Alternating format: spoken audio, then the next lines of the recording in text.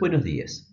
Con la presente clase nos vamos a introducir al tema de los hábitos y las virtudes, que nos encamina hacia la última parte de nuestra consideración moral.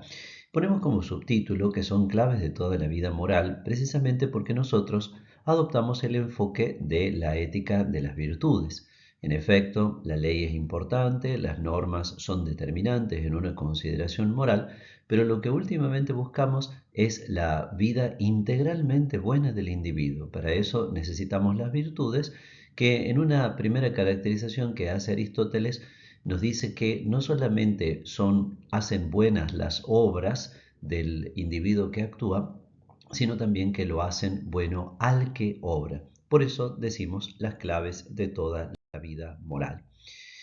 Porque nosotros hemos considerado en la ética la dimensión práctica de la existencia humana, en la cual el ser humano se va encaminando hacia un fin, pero por medio de sus acciones. Por eso eran tan importantes los actos cuando nosotros estudiamos los actos humanos e intentábamos descubrir el valor que fundamentalmente tienen los actos humanos voluntarios. Por eso nos hemos detenido en la cuestión del voluntario y del involuntario, por eso hemos considerado las causas que a veces pueden excusar la responsabilidad del individuo, como puede ser, por ejemplo, el error o la ignorancia, a veces, no siempre pueden excusarla. Por eso también considerábamos el objeto, el fin y las circunstancias, que son como tres criterios fundamentales que se aplican al acto. Entonces, este acto, ¿qué es lo que realiza? Objeto, ¿con qué intención se realiza? Fin, ¿en qué contexto se realiza? Circunstancia. Los actos entonces nos van llevando al fin, pero generan los hábitos. Los hábitos no son simples costumbres o rutinas, sino que son el principio interior de la conducta humana, de esa conducta que, como decíamos, tiene que llegar a ser integralmente buena. Por eso, los hábitos, que son principio de la conducta, son también cualificaciones estables de la persona, es decir, algo que enriquece a la persona como tal, algo que la hace mejor como persona. Son entonces capacidades de obrar, pero también son en el fondo cualificaciones del ser. Si tengo buenos hábitos, soy mejor persona y puedo actuar mejor como una buena persona. En la prima secunde, cuestión 49, esa es la referencia que aparece allí citada, que es una cuestión de la Suma Teológica de Santo Tomás de Aquino, se nos describe a nosotros detalladamente en qué consiste el hábito. Para los fines que nosotros perseguimos en este momento es suficiente saber que dentro de los accidentes que cualifican a una sustancia, el hábito se encuentra dentro de la categoría de la cualidad, es decir, el hábito es una cualificación de un sujeto determinado. Una cualificación que no se refiere a la disposición de sus elementos materiales, como podría ser la figura o la forma, que no se refiere a algún tipo de cualidades sensibles, como podría ser la alterabilidad, la pasibilidad y otras, sino una cualificación interior. Esa cualificación interior puede estar directamente referida al ser, y entonces hablamos de hábitos entitativos, o puede estar orientada al obrar, y entonces hablamos de hábitos operativos. Entonces, los que especialmente nos van a interesar a nosotros son los hábitos operativos.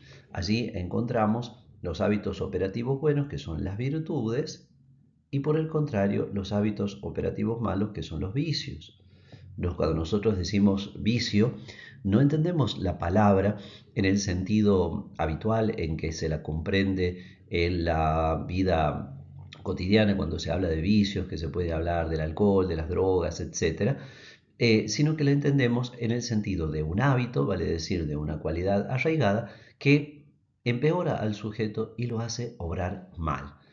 Contrariamente, la virtud, un hábito operativo bueno que lo hace mejor al sujeto y lo hace obrar bien. Entonces, una primera caracterización de la virtud, que es importante tener en cuenta, aunque después vamos a ver unas definiciones muy detalladas, una primera caracterización de la virtud es hábito operativo bueno. Si nosotros nos remontamos a las raíces históricas del concepto de virtud, tenemos que recalar en la filosofía griega. La palabra griega para virtud es arete, una palabra que expresa de alguna manera capacidad, excelencia, una cualidad muy positiva de un determinado sujeto. Palabras como aristocracia tienen una relación etimológica con virtud. Pero para los griegos, en el periodo clásico, vale decir, en el periodo de los grandes poemas homéricos y de las grandes obras literarias que marcaron la cultura griega, la palabra virtud tiene un significado más amplio que el de simple virtud moral. Se trata de cualquier tipo de excelencia. Por eso podemos hablar de la arete de un caballo, por ejemplo, que tiene mucha fuerza o que tiene una capacidad de correr muy velozmente. Podemos hablar de la arete de unos muros que son capaces de resistir cualquier ataque del enemigo. O sea, se trata de cualquier tipo de excelencia. Cuando Sócrates comienza su andadura filosófica y sobre todo cuando él deja de lado un poco las consideraciones más de tipo cosmológico y se detiene más en lo antropológico, empieza él como a analizar muchas de las virtudes y va decantando por un concepto de virtud en el cual sobre todo queda de manifiesto la virtud como una excelencia moral. Las cuatro virtudes, que nosotros después llamaremos virtudes cardinales, aparecen en la tradición griega en distintos exponentes. Quizá es Platón el que contribuye más a popularizarlas. Son, como sabemos, la prudencia, la justicia, la fortaleza y la templanza. Nuestro estudio se detendrá particularmente en cada una de estas virtudes y estas virtudes a veces son expresadas en este orden o en otro orden diferente, también de acuerdo con la definición concreta que se dé de cada una de ellas, porque si nos detuviéramos en el análisis que cada autor hace, nos daríamos con que a veces parece ser como que una virtud tiene un contenido muy parecido al de la otra, y entonces eso nos habla de que las virtudes están fuertemente conectadas a pesar de que cada una tiene su identidad propia, como nosotros veremos más adelante. Cuando Aristóteles desarrolla su ética, la centra en el concepto de virtud. Para Aristóteles la virtud es alcanzar un justo medio y la ética aristotélica se basa en las virtudes, a tal punto que nosotros contamos en la ética a Nicómaco con uno de los análisis, o el análisis, mejor dicho, el análisis más completo de las virtudes que se nos ha dado en la filosofía antigua. A su modo, y modificando parcialmente la herencia aristotélica, los estoicos, que son posteriores en el tiempo, esos estoicos que nos hablaron de la importancia de la ley natural y que nos hablaron de la importancia del logos o ratio como aquello que dirige la existencia del hombre, también colocarán las virtudes en el centro de su ética. Por lo tanto, la virtud es un concepto, como decíamos, fundamental, clave de toda la vida moral. Es necesario que nosotros tratemos de hacer una definición de virtud. Esta primera definición que nosotros tomamos acá es una definición moderna. Está construida fundamentalmente en base a la exposición del doctor Ángel Rodríguez Luño en su Tratado de Ética. La virtud para Rodríguez Luño es un criterio racional de regulación de bienes, de los deseos, sentimientos y acciones a los que esos bienes se refieren, poseído no sólo bajo la forma de una convicción racional, sino también como una disposición estable de la afectividad y de la voluntad. Es necesario explicar cada uno de las partes de esta definición. Fíjense, en primer lugar decimos que la virtud es un criterio racional. Por la palabra criterio nosotros entendemos un elemento que nos permite juzgar, medir, calificar nuestras acciones. Por lo tanto, la virtud tiene como ese carácter normativo en la más profunda de sus entrañas, podríamos decir así. La virtud no es solamente, como decíamos, una costumbre, algo que yo realizo siempre, o no es solamente una facilidad que tengo para hacer el bien, sino que implica un criterio.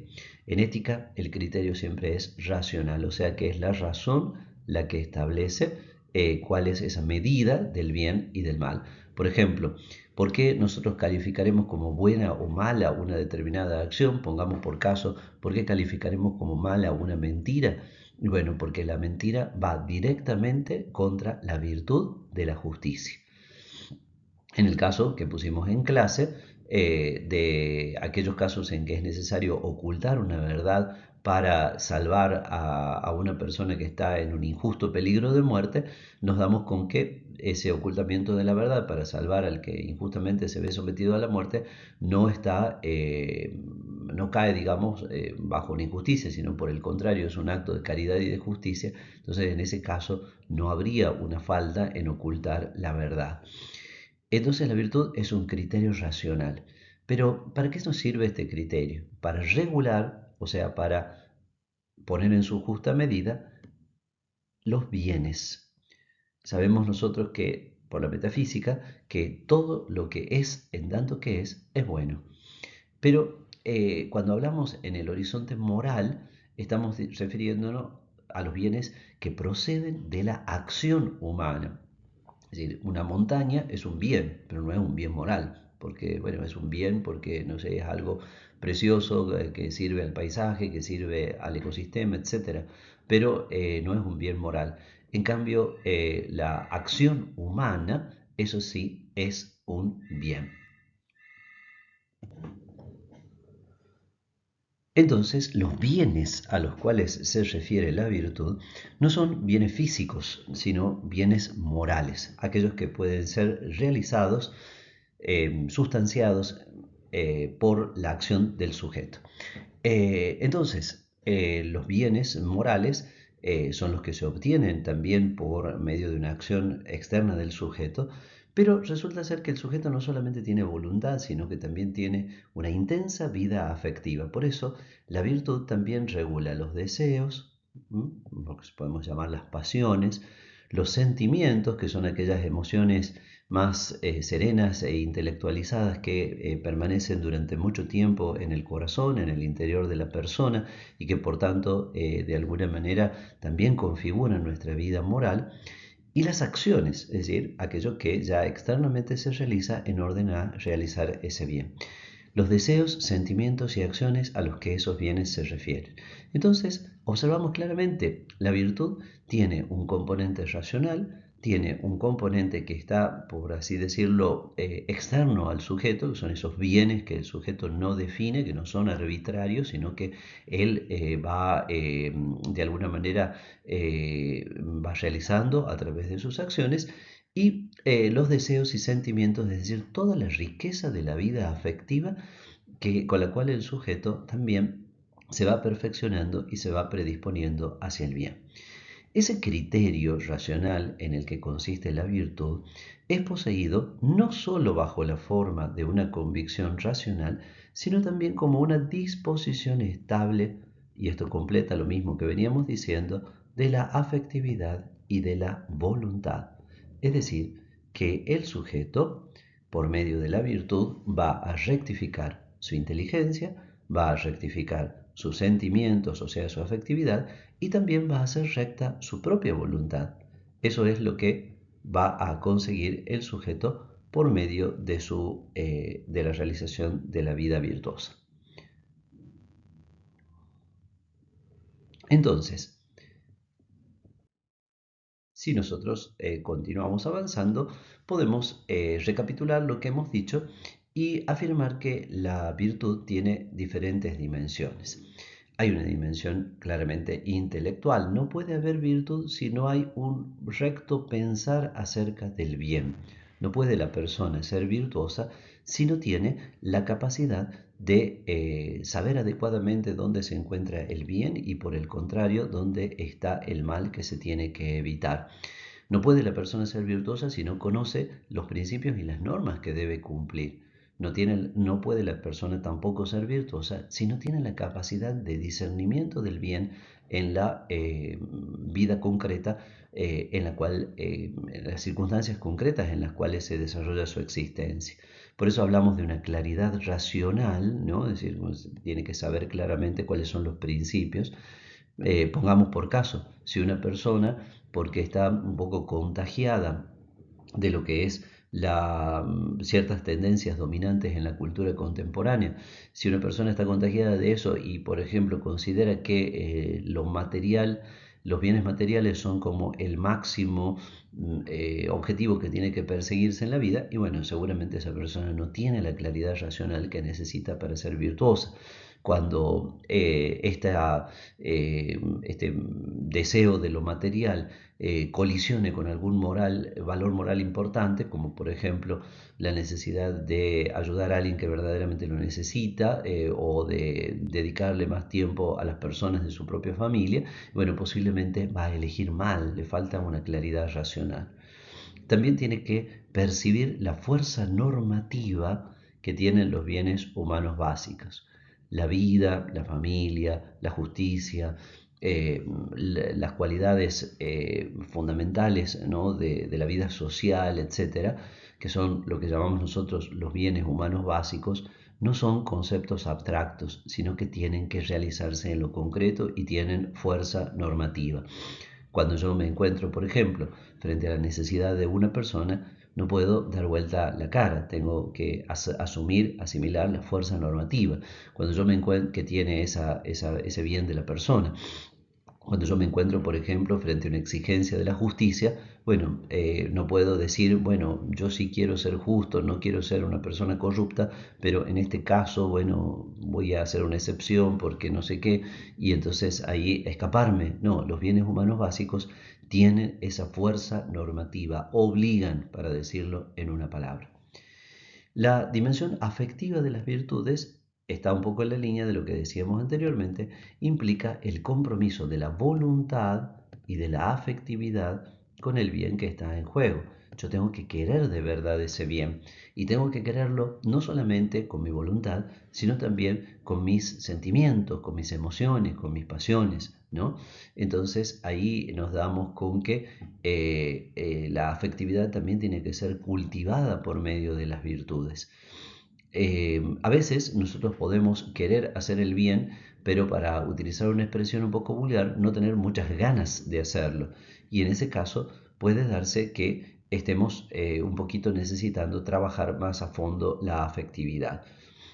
La virtud, con el tiempo, trabaja esa afectividad y logra alcanzar esa disposición, eso es la dimensión disposicional, que implica que las potencias y las facultades humanas ya están cualificadas, ¿no? A veces uno dice, yo no sería capaz de dedicar mi vida al servicio de los pobres, y capaz que sí serías capaz si te fueras como entrenando en otras cosas más pequeñas. O yo no sería capaz de evitar todos los movimientos contrarios a la virtud de la castidad. Bueno, si te fueras entrenando, posiblemente sí serías capaz.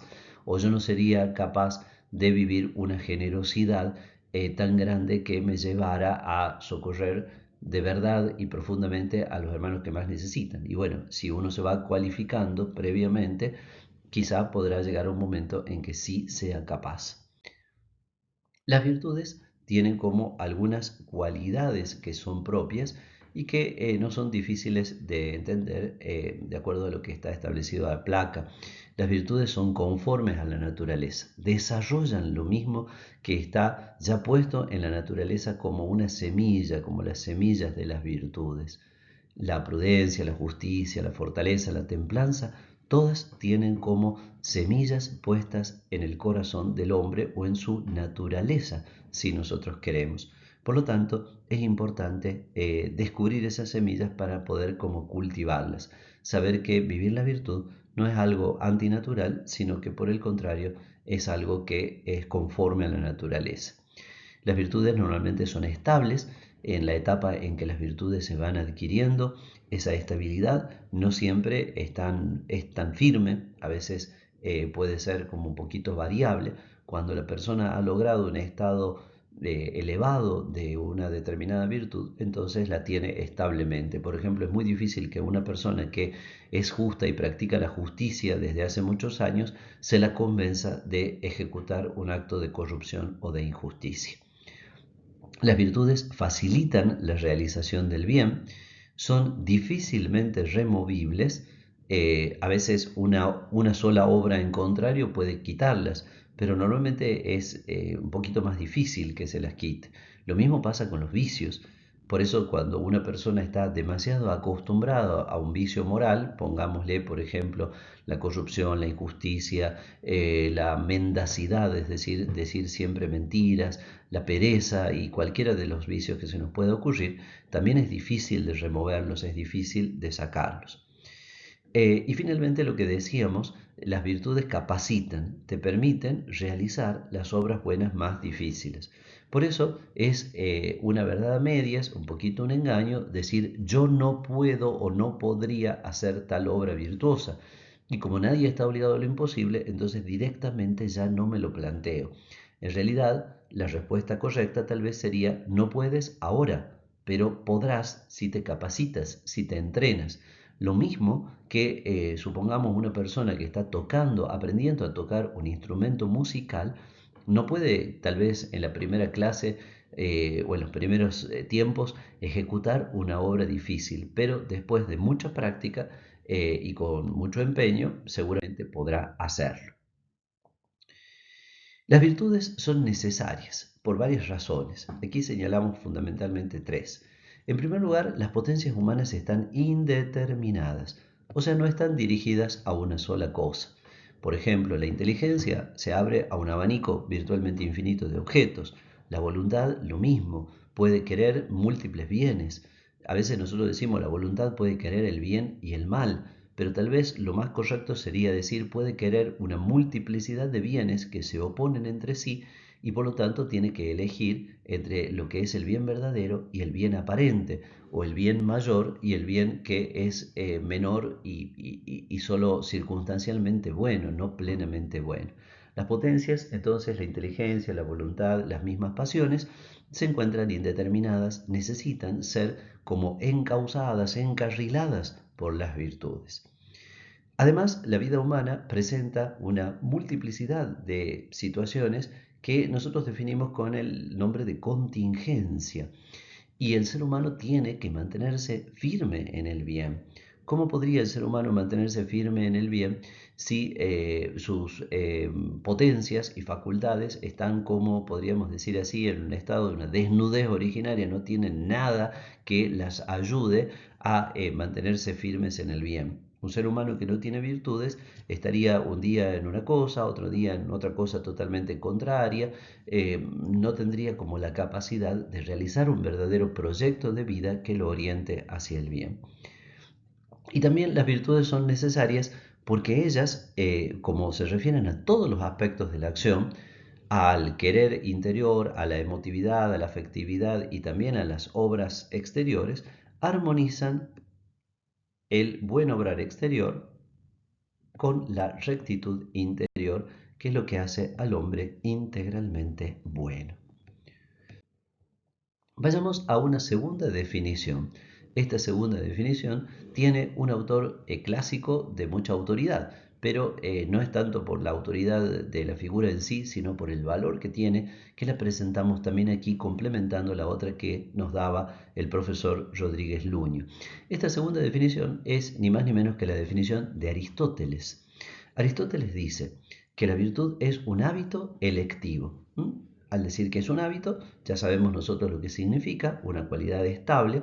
Al decir que es electiva, nos está hablando de que es un hábito orientado a la operación y por lo tanto no a un simple bien ser del sujeto, sino a una operación, es un hábito activo. Consiste la virtud en un término medio. Esta es como la gran intuición de Aristóteles que ha pasado y se ha popularizado, podríamos decir así, como caracterización de la virtud. La virtud es un justo medio, un término medio.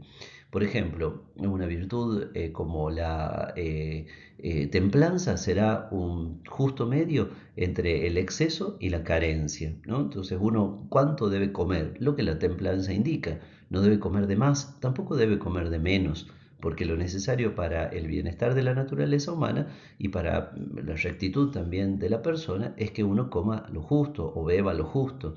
La justicia es un justo medio. Si yo voy a comprar una cosa, le tengo que pagar al otro lo que esa cosa vale. Si le pagara de más, me vería yo perjudicado y no estaría bien. Si le pagara de menos, perjudicaría yo al otro y tampoco estaría bien. Ese término medio es un término medio relativo a nosotros.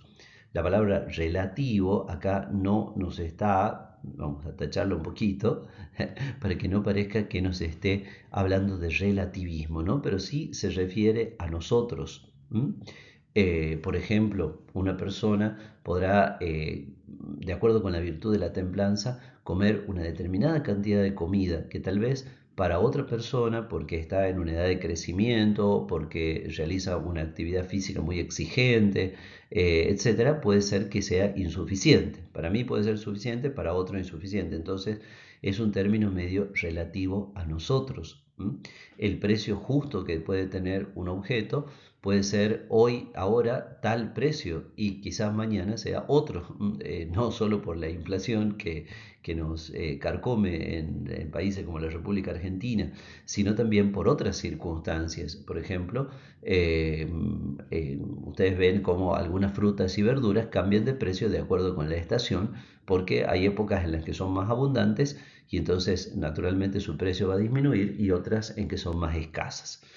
Ese término medio está regulado por la recta razón. La recta razón entonces es la razón humana que está cualificada por la verdad moral, es decir, la razón que ha percibido los principios, ha percibido la acción tal como es, ha percibido el contexto de la acción y sus circunstancias y entonces establece una regla. La definición de Aristóteles hace intervenir un último inciso en el cual nos dice, regulado por la recta razón, en la forma en que lo regularía el hombre verdaderamente prudente. Y acá nosotros podríamos sentirnos tentados de acusar a Aristóteles de una cierta circularidad, de cometer un círculo vicioso. La prudencia es una virtud y la virtud tiene que ser prudencia. ¿Cómo es eso?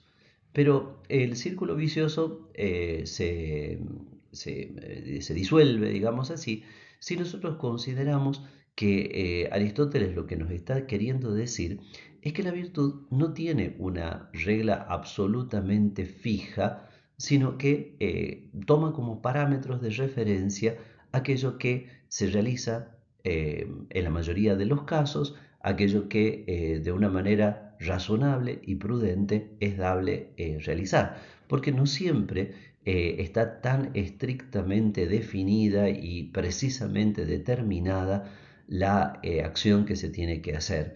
Lo que es prudente en un caso puede no ser prudente en otro.